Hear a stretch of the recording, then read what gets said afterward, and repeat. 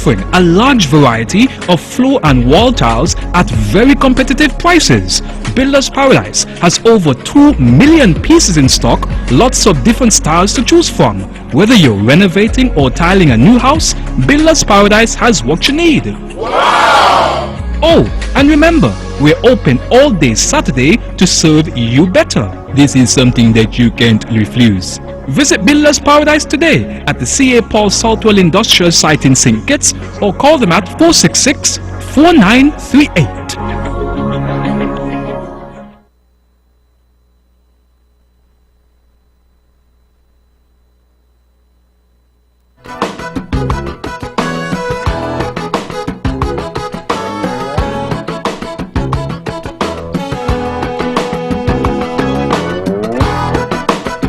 Good evening and welcome to another episode of Thought That Get Results.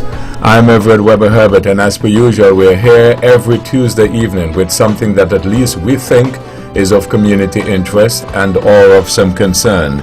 And if you think that you have something which fits into that category, you'd like to find out how you can be a part of the program, why don't you drop us a line, address it to Let's Talk Program in care of Vaughan Radio, P.O. Box 195, Charlestown in Nevis, or give us a call. Our numbers are 1-869-469-1616 and or 1700. And by the way, those will be the numbers you'll use to be a part of this evening's discussion. Again, thank you all very much for joining us. This is your voice in the community, Thought That Get Results. With regard to your participation in the show, we encourage you to call in on the numbers listed 1-869-469-1616 and or 1700. Here's a suggestion. You have a question or a comment, perhaps you can get a pencil, piece of paper, write it down so that when you're getting on the show, you're well organized and we accommodate as many of you as we can. We ask only, first of all, you respect yourselves and then respect others, because we will not accept anything we deem not within our broadcast standards. Again, thank you all very much for joining us. This is your voice in community, Thought That Get Results. Tonight, this last week was celebrated as Pharmacy Week, and better late than never, we've got some of the pharmacists here to talk with us, tell us what they've got on their mind, and we can let them know what we have on our minds as well. I've got one or two questions. If you have any questions or you'd like to make a comment, as I indicated, the numbers are 1-869-469-1616, 1700. We're so pleased to have them. Let's begin with Mr. Claxton. Go left and then come right. Mr. Claxton, good evening. Good night, Mr. Herbert. Ladies and gentlemen, we are here to share with you our experience with our Pharmacy Week, and we're here to also promote the profession to the young people. On behalf of the St. Kitts Nevis Association of Pharmacists, we celebrated Pharmacy Week in collaboration with both the ministries in St. Kitts, Ministries of Health, and in Nevis also. Our theme this year was Pharmacy for a Better Tomorrow, and we had a lovely week, and we're here to share with you this evening. Good night, everybody. My name is Gracious James. I'm a pharmacist at the Alexandra Hospital. I'm also part of the St. Kitts and Nevis Pharmacy Association, and tonight we'll just be sharing with the public what pharmacy is all about. We just want to also encourage young people by the information that we're going to share. We just want to encourage them to join the profession of pharmacy or professions in the field of pharmacy. So we'll just be sharing basic information about the association, about what pharmacy is, what they can do if they want to join the pharmacy professions, and all that general stuff basically about pharmacy. Good evening, listeners, and good evening to Weber. I am here as a representative as well of the St. Kitts and Nevis Pharmacy Association. The past week has been very good, even though I didn't get to participate as much as I would like to. And I am here to give a discussion on pharmacy as well. I would like to look at the past pharmacist, the way it used to be in the early days as the so-called dispensers were operating then, and the way it is now. And I hope that things will improve with the young fellows and girls coming on and doing training. Thank you.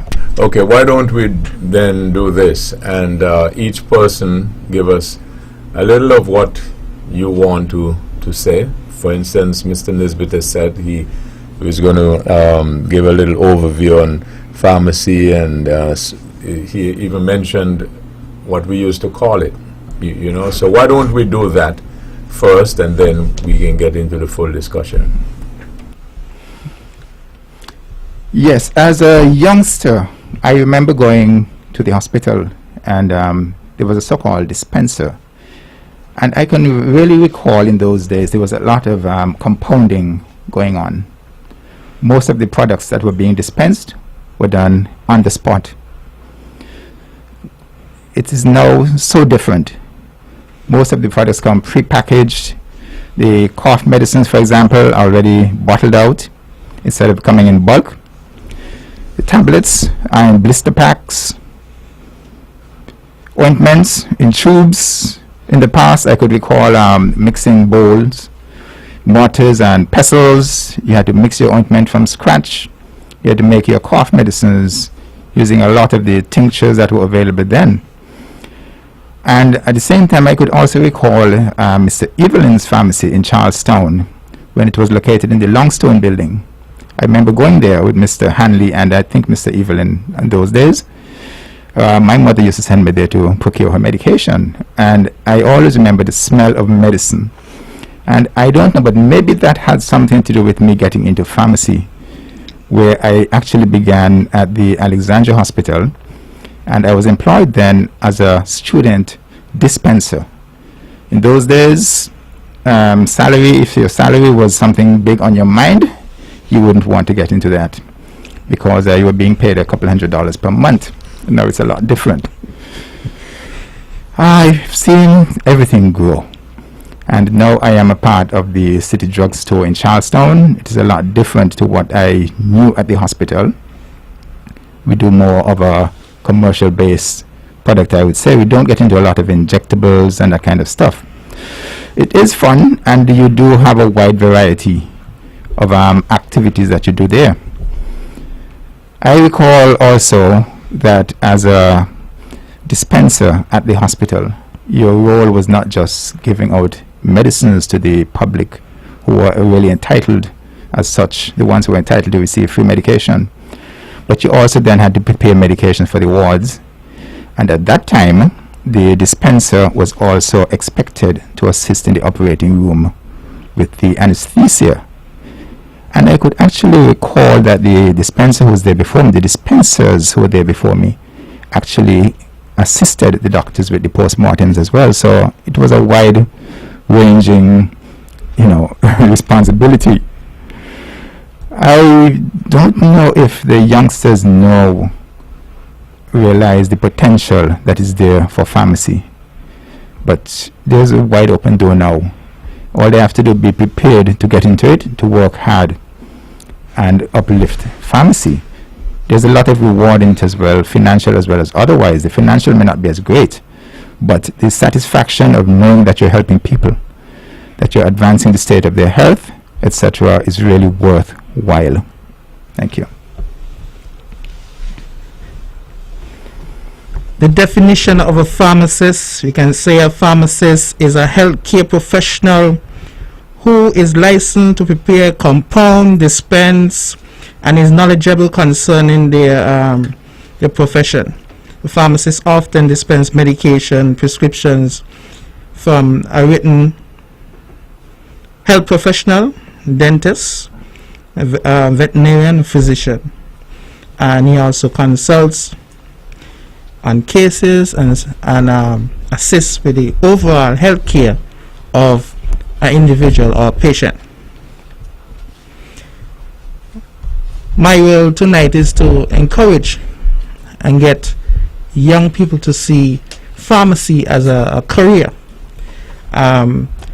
It involves a lot of chemistry, biology, human social biology, integrated science. And it is a field I got in because my dad was a pharmacist.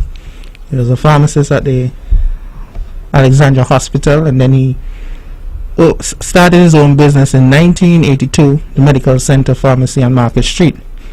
So on his passing, to continue his family legacy, I took up the challenge and I went and studied pharmacy.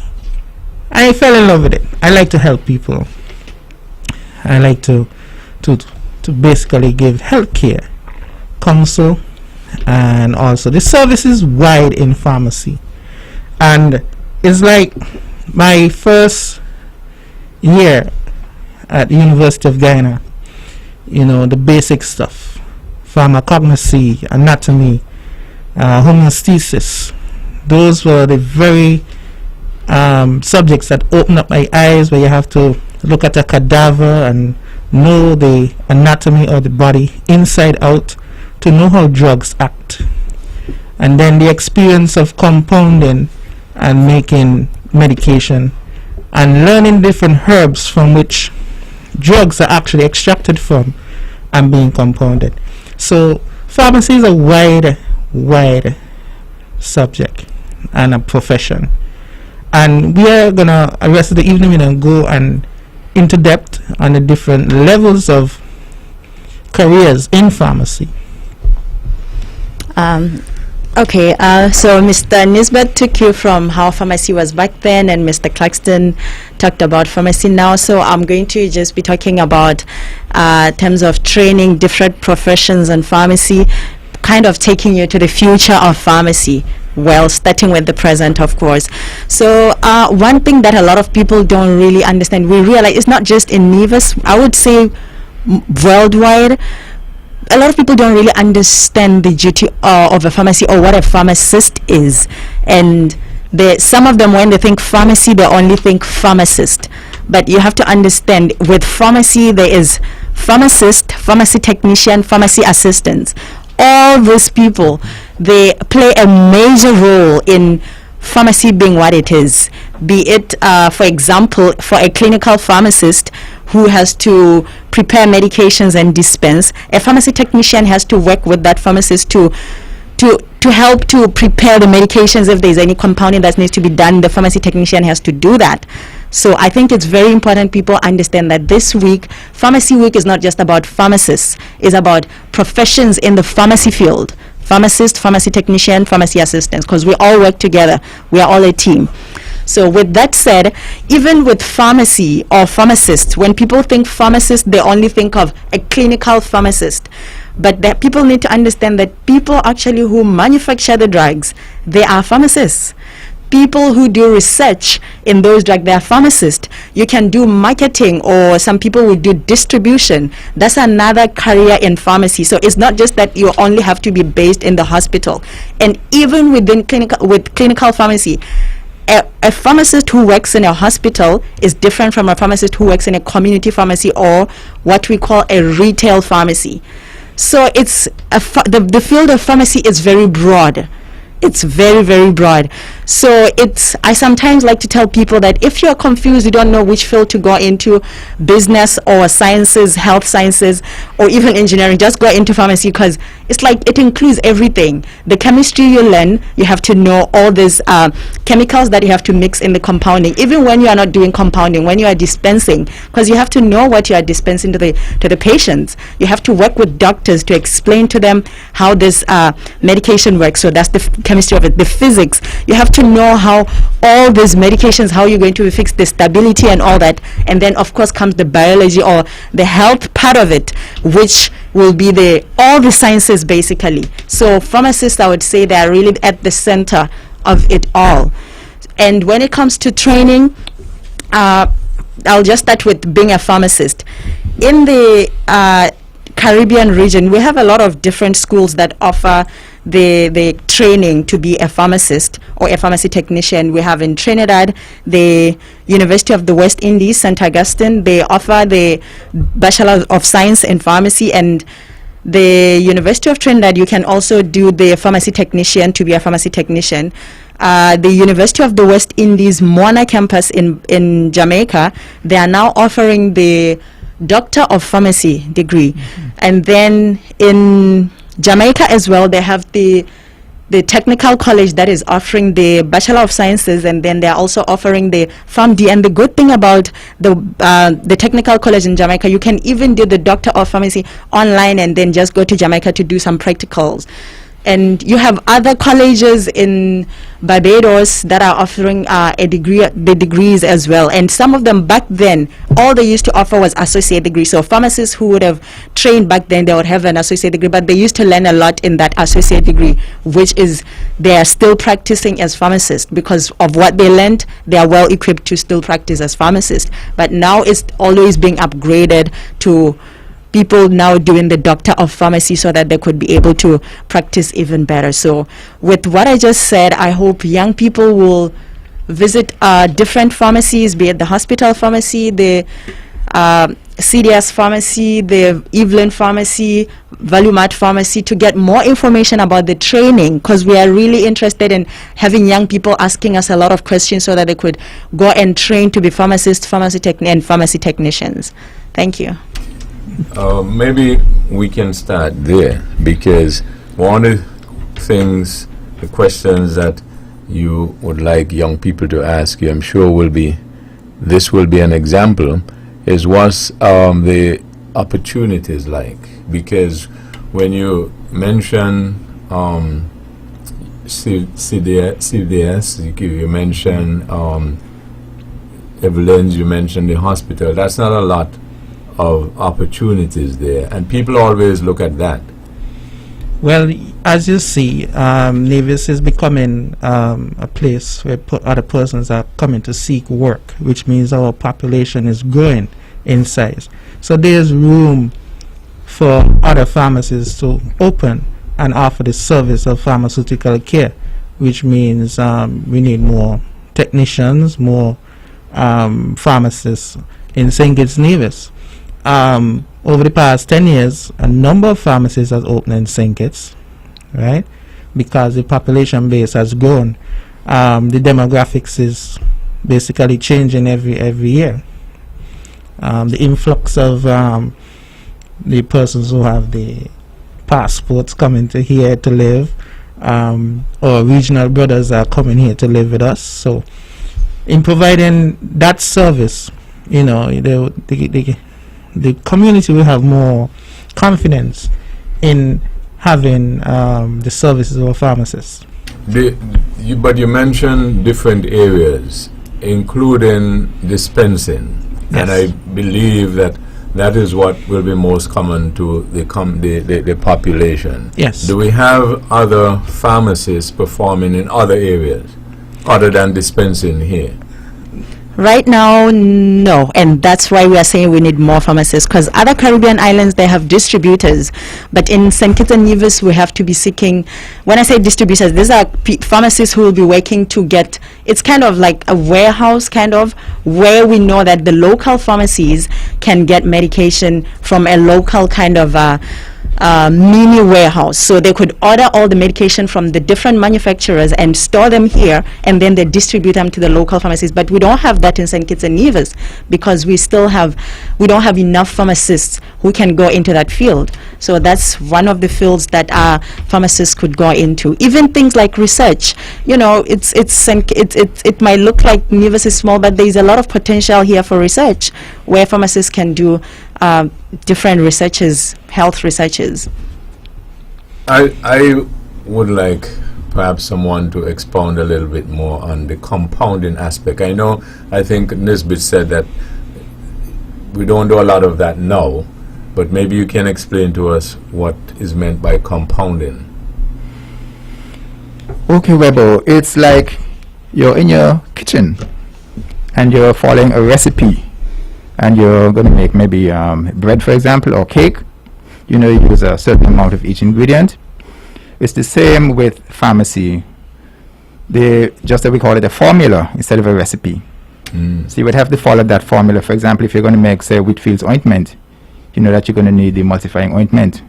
And maybe at the hospital you can even make the emulsifying ointment from scratch, and then use that to compound the ointment with the benzoic and salicylic acid. So it's that kind of thing. You have to know the right proportion to use and the technique for putting it together. Because there's some techniques where you can just use a mortar and pestle and you grind it together basically with the right proportions, and you get just what you need. Other times you may have to use heat and melt some of the ingredients and then add the others to it. So that basically is compounding, but it is just not limited to that only. And that's, you said, the way they used to dispense some of these prescriptions before. Yes, a lot of the ointments, etc., and the cough medicines were actually done in pharmacy rather than being imported. You know? It's pretty interesting. Also, something was mentioned about a technician. How about that? What does a person who is in that field do? So, a technician, I like to give this kind of analogy or the comparison.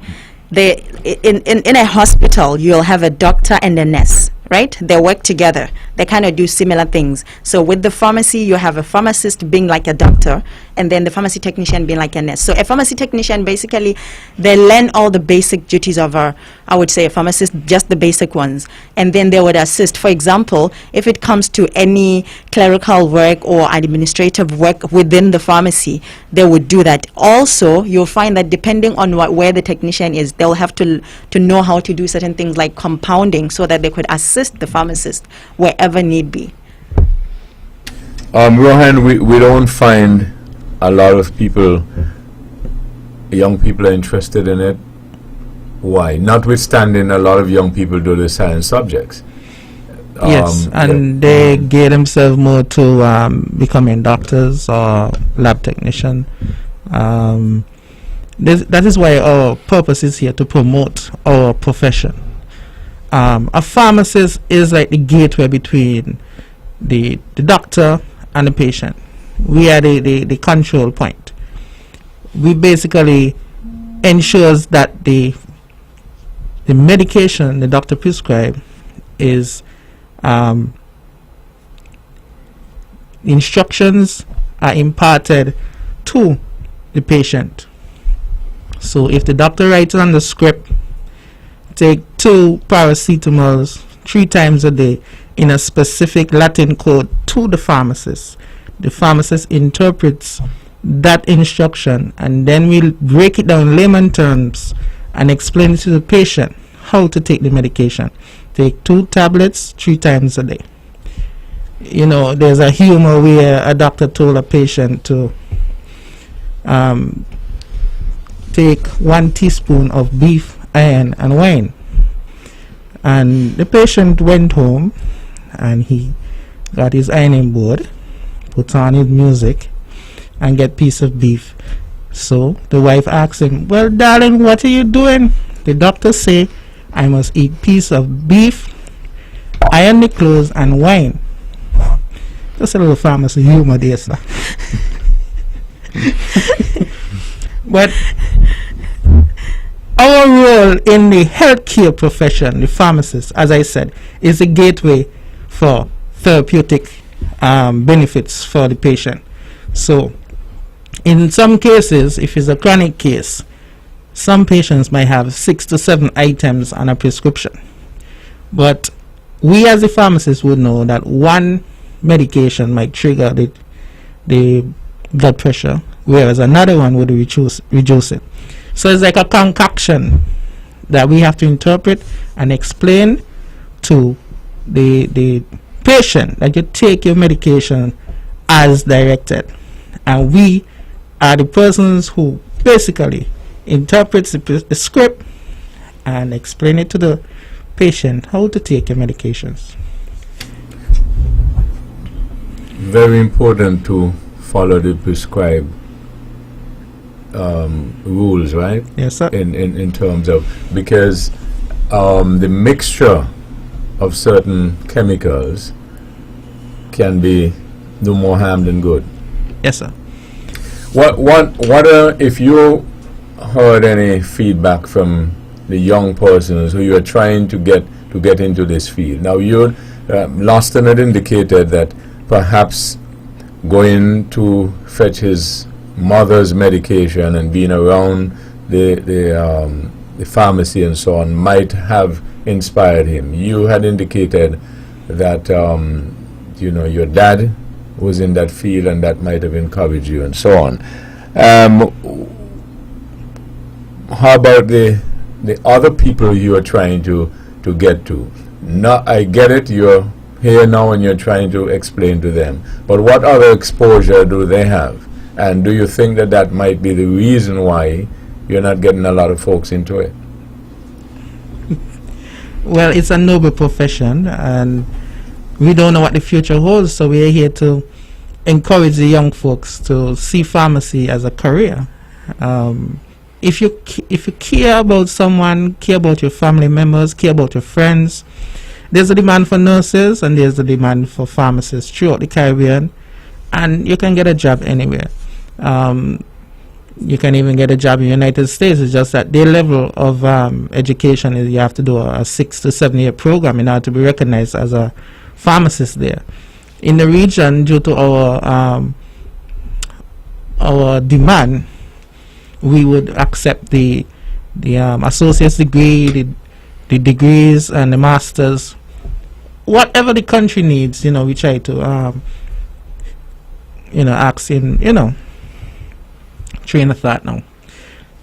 Whatever the country needs, level of pharmacy, you would try to encourage persons to get into that field. Last time you wanted to... Yes, I was just here reflecting, and I can remember a few years ago, the health ministry was trying to get drugs being dispensed at the health centers. And it was a problem because we used to have someone traveling to the health center to do that when the doctor was going to be there on those days. And I was just thinking that that is another aspect of pharmacy that could be someone could be utilized if they were trained. Because it's a problem. The patients go, they see the doctors at the health center, they still have to come back to the hospital or to the private pharmacy to get medication. So it's like a double trip for them. And it would be so easy if we were able to provide pharmacists at the health centers, even on the days when they were actually having clinics. It would be good if they could be there full time, and the patients in the neighborhoods could just go and fill their prescriptions rather than having to come into town just to do that. I think in Barbados now, they have what they call polyclinics. They have doctors, they have nurses, they have pharmacists there full time. And that is how they go about it. We may not be able to go the full scale model like that one, but at least it's a thought that we could do it partway at least, And there's an idea to have a mobile pharmacy. Presently, there's one polyclinic at Brown Hill Health Center, but due to the shortage in pharmacists, there's room for persons to get involved. And as Laston suggests, there are district doctors who visit the health centers, and that's an idea to have a mobile pharmacy that goes around to the different health centers when a doctor is present. And there again, there's opportunity for someone to become a pharmacist there and offer that service. Yeah, I think though one of the challenges that we have is a lot of young people don't really understand what pharmacy is all about. They just consider it like, oh, you just give out tablets. So that's why we are here tonight, to let them know that no, you are doing more. For example, at the Alexandra Hospital, there's room where the pharmacist can actually do the ward rounds with the doctors to look at the patient's files and do interventions and make sure that all the necessary drugs are there in the hospital. It's more than that. I think the interest is not there with some people because of lack of knowledge. So that's why we are here, and we are going to be doing even more to let people know that pharmacy is not just counting tablets and giving out tablets. It is really more than that. In terms of the knowledge of the pharmacists, for instance, I'm not suggesting that people should do this, but if a person has a condition, a pain or something, the doctor cannot be reached at the given time. Is in the pharmacist training, do they have certain knowledge that can be able to recommend certain solutions in the meantime? In community pharmacy, we do something called counter-prescribing for minor ailments and pain and stuff like that. So In that way, we can use the over-the-counter drugs, which are more accessible to the community pharmacists, to deal with minor cases, headaches, little rashes on the skin or something like that. But when, as a pharmacist, you ask certain questions to ascertain what is the symptoms, and based on the symptoms, then you can recommend something. But if it is out of the pharmacist's control, then he recommends to see a doctor right away. Because the truth is that up to a certain point, a pharmacist is a trained professional. Yes, sir. Yes, sir. Very much so. What areas, subject areas, would a pharmacist be trained in? Chemistry and so on? Yes, for those who are in high school to enter into the pharmacy profession, English, maths, physics, biology, human and social biology, chemistry, which is the key factor in pharmacy. Chemistry is a very important subject. Getting into formulas and extracting stuff like that, compounding. So those will be the main subjects to enter into the different universities' requirements. And while on that as well, concerning the question that you just asked, actually right now in the first world countries, they have what is called prescribing pharmacists. They are pharmacists, you do training, but you can only prescribe if you have doctor of pharmacy degree. And then you do another training to be a pharmacist who's able to prescribe, that is to write prescriptions as well. And in terms of training, actually when I was in school, there are certain courses like for anatomy, physiology, we did everything that people who are doctors now had to do. We had a lot of classes with them. So really the pharmacist is really well equipped, because you have to know all your anatomy, you have to know all your physiology, you have to know what happens to the medication when it gets into somebody's body. It's really deep. There are professionals that I feel most people really don't know, that they are so well equipped that they can do more than what people think pharmacists can do. And the knowledge about the different drugs, there's a generic name, there's a brand name. Let's take, for example, Tylenol, Advil, Aleve, they all have brand names, but sometimes the active ingredient is the generic, and it's similar, right? So, sometimes... And that will be, for instance, why a pharmacist will tell you, for instance, you may go for Tylenol, and they may not have that brand name, but they will tell you this is basically similar. Yes. Is a different name in terms of brand name, but it will do the same thing. Sometimes there's a challenge because, like for instance, there's a drug called Elocon, and there's a different company that's ELOCON. A different company manufactures the same drug but spells ELOCOM.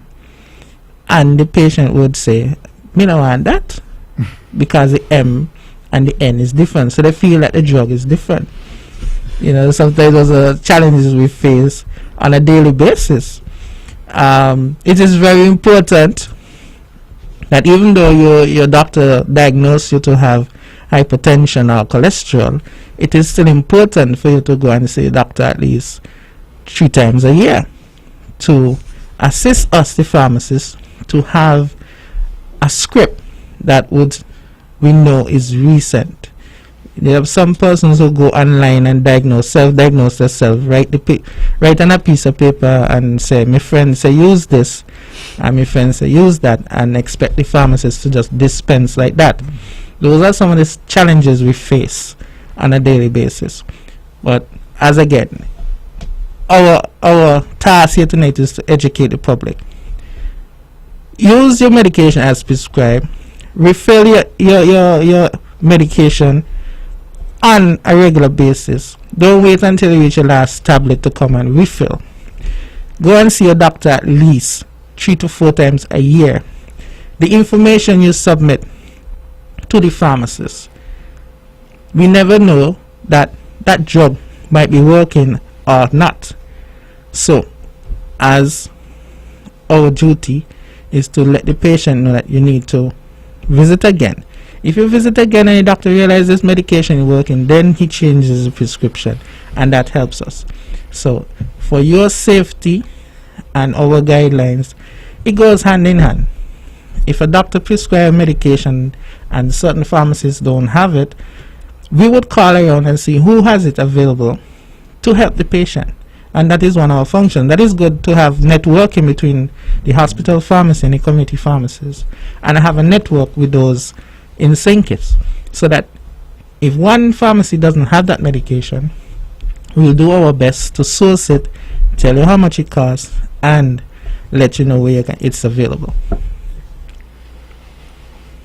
I agree with that, because I have had experience where we were out of a medication. The customer was told to go and get it elsewhere.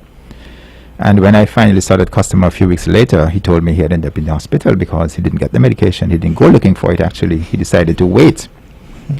And many times as well, we find that customers go and do research online regarding their illnesses and try and self-diagnose, or they may come and ask about a particular drug, and they've already done their research on the internet. So we have to be so extra careful with them, because a lot of this stuff that they read may not really be relevant to what they're doing or their condition. And I've also had instances where a young lady, well, an older lady I should say, had her medication, went home and called back on the phone and started giving me a list of side effects. So I said, ma'am, are you experiencing all of those side effects? She said, no, I haven't taken any yet, but I've been reading the product literature. And so I had to caution her that the list of side effects, possible side effects that is, will have at the top the most serious or more common side effects. So please disregard that and let us know if she really has any side effects after taking the medication.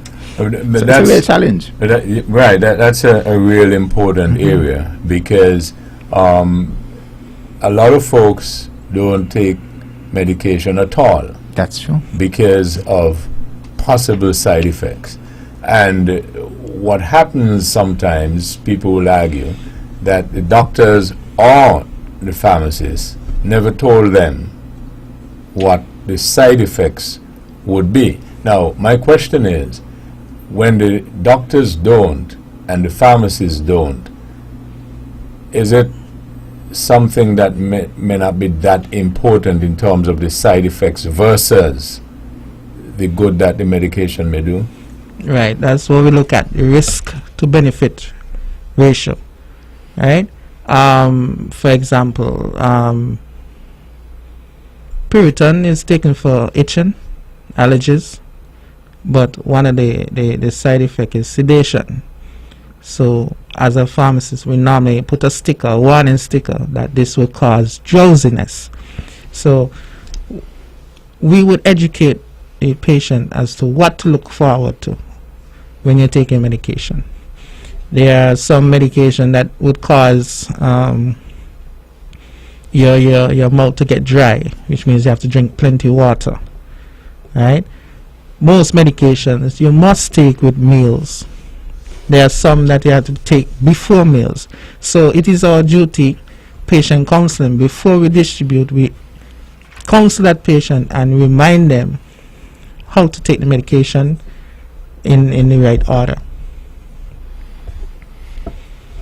We also find that sometimes the patients would come and they would begin asking you questions concerning the medication, what is it for, etc. I mean, those are questions that you should really be asking the doctor in the first place, right? Because there's some medication I use for different conditions. Like, for example, I told a young lady, yeah, this thing is for diabetes. She said, but I'm not a diabetic. And it was really for some problem she was having with the ovarian cyst. So, I mean, you can't be too careful, you know, in explaining. You have to tell them, well, I mean, maybe it could be used for this, it could be used for that, but I'm not sure what you have it for depending on your condition. And many times as well, you find that the questions they ask you, they really should be asking the doctor. They may come with an ailment and say, well, this and this is the problem. I said, but didn't you ask the doctor? No. So they prefer to talk to the pharmacist most times with their minor ailments, especially than speaking to the doctor or some other healthcare personnel. Which suggests that the pharmacists are doing a good job in terms of being, caring with their patients and stuff like that, right? Yes, sir. Because The when people doctors do. feel comfortable Yes. asking, you those questions and having a conversation with you is a plus. Yes. Not is not true. that you're encouraging them to do it instead of asking the doctor, but it shows some confidence in the pharmacist. you know? Yes. That's Yes. true. There's something called white coat fear. Yes. Some people afraid to see the white coat, the doctors. They don't want to go to the doctors. They prefer go to the pharmacy and speak to the pharmacist. Hey, doc, what do you recommend for this headache I got here, And then it's like, we have to ask a question. Have you been eating on time? When I say the blood pressure checked, And that is a service, the pharmacist should offer to some patients, in case they don't go to the health centers, blood pressure checks, body weight checks. That is also another service pharmacists offer. While we're on that and distributing the medication, etc., and the comfort that the patient has in conversing with the pharmacist, and you even last time somebody had mentioned that sometimes they will get the medication, go back home, call and ask questions and so on. How about questions in reference to bush medicine? Oh my. Yes, well, some people grow up with the traditional herbal stuff, and you make the comparison, but sometimes it is detrimental if you're taking both of them at the same time with the conventional medicine and herbal medicine. It can be interaction between the active ingredients for some medication cause a severe problem for that person. So if you want to do your traditional stuff, well, it is a belief that they will work fine, yes. But if you go to a doctor who's putting you on this conventional medicine, the commercial medicine, and the same commercial medicine are extracted from those same herbs, to give a therapeutic relief in a specific dosage form and certain concentration. It has its way, pros and cons. Right, but in that debate I always would point out that the difference then between those two is one is scientific and the other is more guessing. Not really. No. I mean, in terms of the Herbal bush stuff, medicine. the bush medicine, Because this might be a light moment, but I normally have a doctor here on Tuesday night, and he can tell me the prescription for everything. And one time I had a cold, a flu, and he sent almost a truckload of bush for me. The problem is he didn't send the prescription. Or maybe might I say instead the directions? Yes. Yeah. So when I sent to inquire, well, what's the directions? It said, man, take some of each. So you get what I'm saying? Yes, So yes. Rohan had mentioned that the medication might have been that you get from the pharmacist could have been extracted in some instances from some of those same herbs. Yes. But the portion In those sections. sometimes is You take lemongrass and you make lemongrass tea, and that is good for the fever.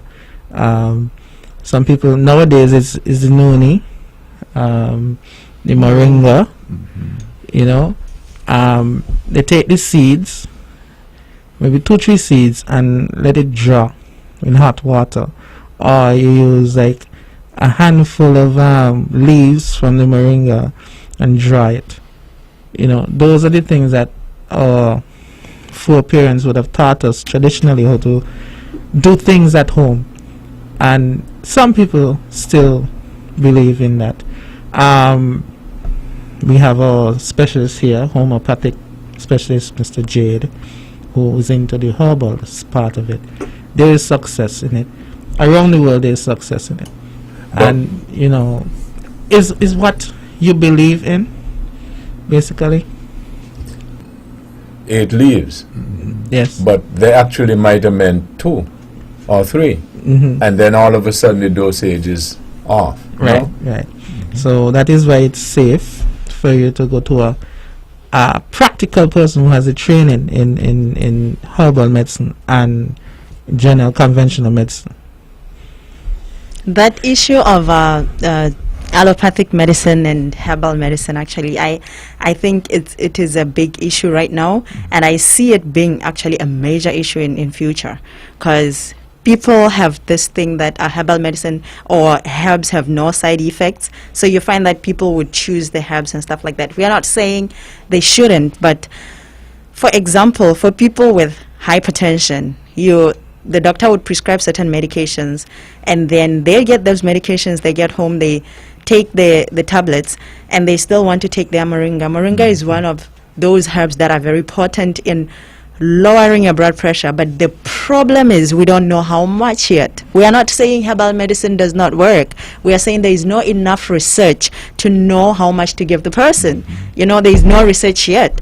So if, let's say, you go and take 10 leaves, like you said, of moringa, and then your pressure goes extremely low. Low blood pressure is just as bad as high blood pressure. You're going to end up at the hospital, because now the tablets you took, they lowered your blood pressure. Moringa lowered your pressure while your pressure had gone to normal.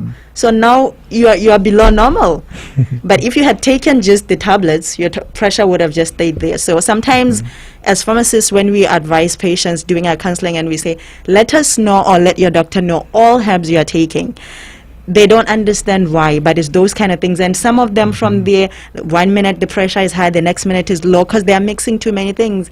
And when we say herbs, sometimes they really don't understand. This simple thing as garlic, it can interfere with so many drugs that sometimes patients take for granted. But those are some of the things that I think all health professionals need to really start paying a lot of attention to. Yep. What has happened nowadays, a lot of supermarkets are putting over-the-counter stuff, medication in their supermarkets.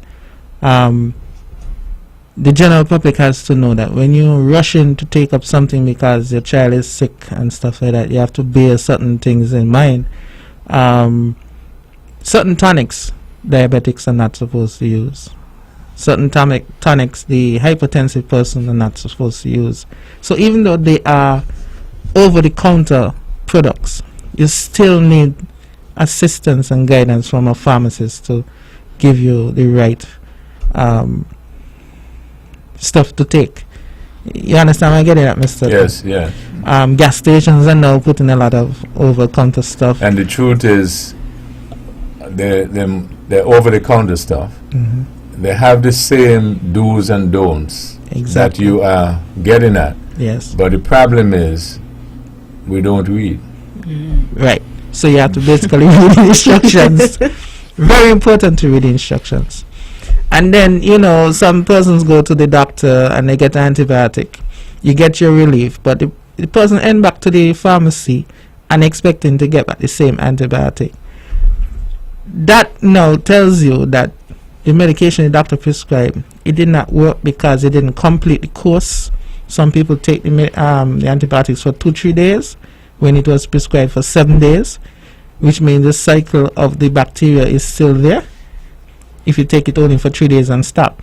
So it is very important for the patient to take the medication as directed. You can't just come back and say, give me back the same antibiotic the doctor gave me. It is not our, in our training, you have to go back and see whether your body has a resistance to the medication and have lab work done or something like that. I would also like to say that I've had customers like that.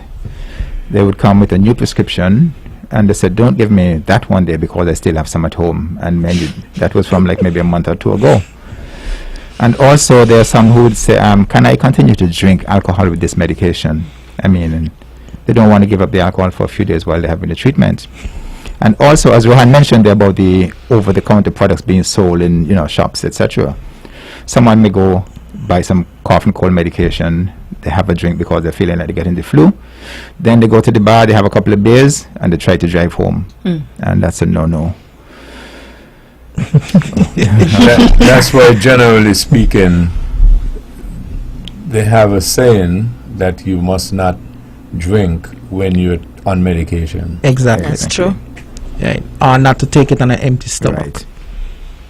Right. Certain painkillers, example Motrin, if you don't take it with food, it can cause burning, ulceration, one of the side effects. So something you try to advise all patients, when you take in Motrin, you have to eat. Voltaren, you have to eat, right? And take it for a certain course.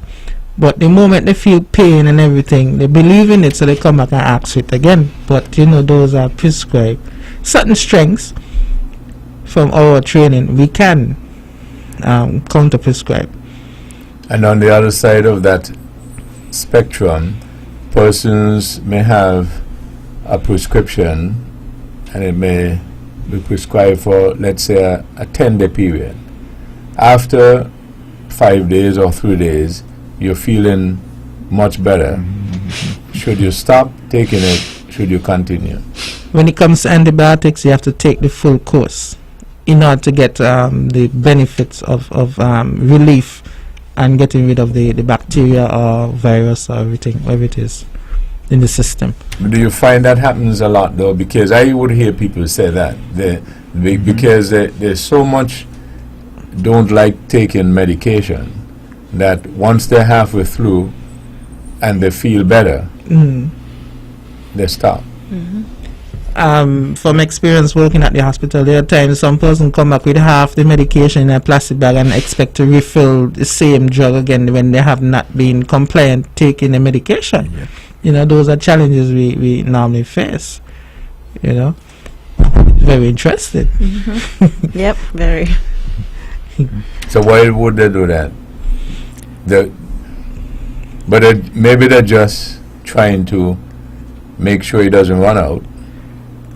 No, but if you are told to take one tablet once a day, at the end of the month, you should not have 15 tablets left.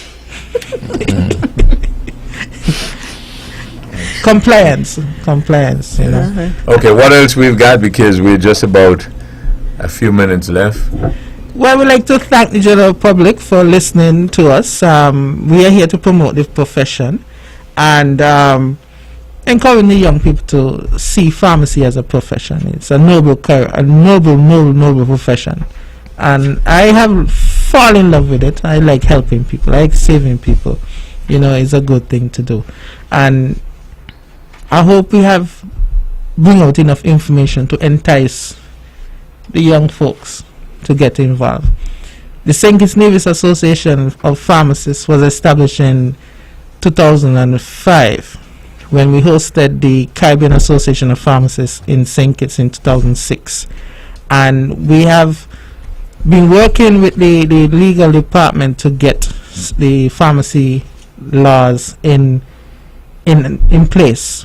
St. Kitts Nevis does not have a pharmacy act as yet, a pharmacy board as yet, and there has been some time that they tabled it in Parliament, and we're hoping that right now we as pharmacists are still functioning under the old system, the Medical Act, that is still there. So the other islands in the region are at a different level, so we're hoping that the Ministry of Health would seek to address the guidelines, the regulations governing the pharmacy profession, and recognize the profession as something pertinent in the healthcare system. Before we get the final comments from everybody, right? Let me ask these two questions. We were indicating earlier about the herbal, and Mrs. James, it is? Yes. Yes, had indicated we probably might be heading for some issues down the road with that. I just thought about the legalization of the marijuana, and some authorities now are trying to make sure they specify medicinal marijuana, but the general populace, apparently, well, especially a certain segment of the population, thinks now that it's a great license now to really start to get into this stuff. There again, it is a herb, obviously, that can be very potent, and therefore, if not prescribed properly, we can have issues, correct? Yes. Well, some of those same herbs is being, the extraction from them, the commercial medicine, the anesthesias and morphine, the strong drugs to kill pain, are being extracted there. So even though it's going to be legalized, it still be scientific studies to get it at a certain potency that the body can tolerate. Religiously, the guys would do it to get that euphoria effect, right? It might, some persons lose weight, some people get hyperactive in taking that as it is, smoking it just like that. But when it is in a controlled manner, it will benefit persons in the long run. Right. The second question is, what do you say to persons, because they're a large percentage and a growing number of persons who I hear would say they don't like to, or they just don't take medication purely on the basis of the possible side effects or the unknown possible effects. What do you say to persons like that, of that thinking? Well, sometimes there's a situation where you just have to take something or suffer the consequences, because there's always a chance that there's a side effect. I mean, it's like walking down the road. You stay in your house, a car can still come and knock over your house. But the risk-benefit ratio, that is what is really essential in drugs, because you have to say, okay, is this going to benefit, or is it a greater chance that it might suffer some misadventure with it, Okay, those were the two questions. We can get a wrap-up from each person now. Okay, I would like to thank all the listeners. I'd like to thank you, Mr. Herbert, for hosting us here. And I'll also like to give a big thank you to the Ministry of Health for the NIA for helping us throughout the Pharmacy Week. They really, really helped us. And for giving some plaques honoring the following people: Mr. Arthur Evelyn, Mr. Donald Hanley, Mr. Aaron Perkins, and Mr.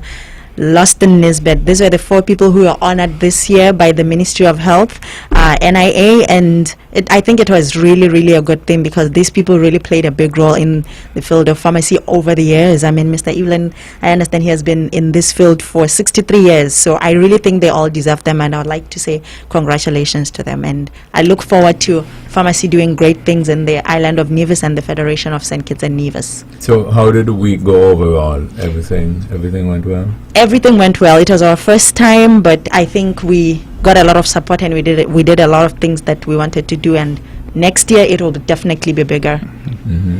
We continue educational classes with doctors from overseas and locally. They did a lot to help us to keep up to date with what's happening with the medicine and taking care of ourselves as pharmacists also, because as a pharmacist we go through stress also. So there were guidelines into how to calm your body and basically take care of self under stress.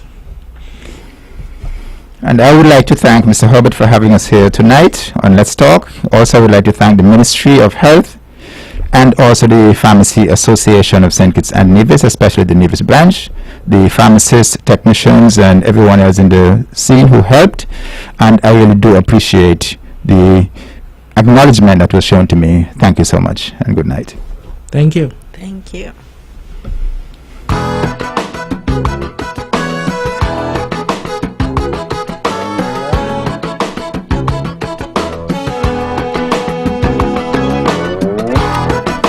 Thank you all very much. This program repeats tomorrow at 10 o'clock following the VON News Minute.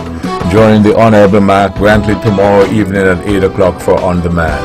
Thank you all again for joining us. This is your voice in the community, thought that get results.